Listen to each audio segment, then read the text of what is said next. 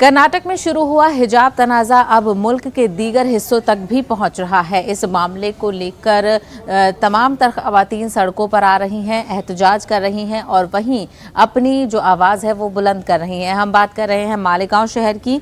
आपको बता दें, हिजाब की तायीद में मालेगांव के कल्लू स्टेडियम में मुस्लिम ख़वातीन ने बड़े पैमाने पर धरना दिया है। मालेगांव के मुसलमानों ने आज यौम हिजाब मनाने का ऐलान किया है। रुकन असेंबली मौलाना मुफ्ती इस्माइल ने हिजाब के खिलाफ आवाज़ उठाने वालों पर सख्त बरहमी जाहिर की है।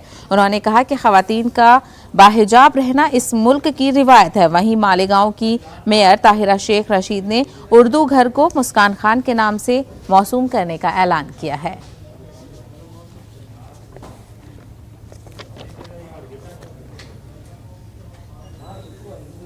मुस्कान खान, मोहम्मद हुसैन खान, ये हवा की शेरनी बेटी, इसका नाम उर्दू घर को दिया जाए, ऐसा हम महासभा में विषय लेकर ठहराव करके उसको हम मुस्कान खान के नाम से मंसूब करना चाहते हैं।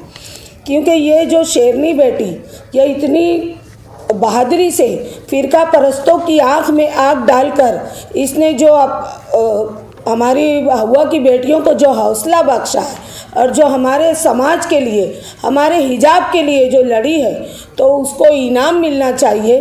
तो हम उर्दू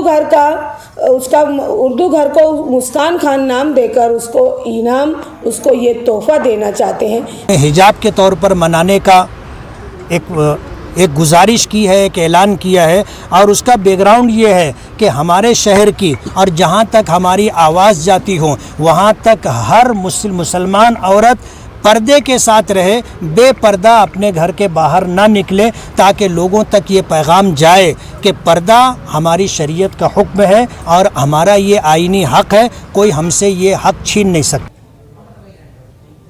सीधा रुख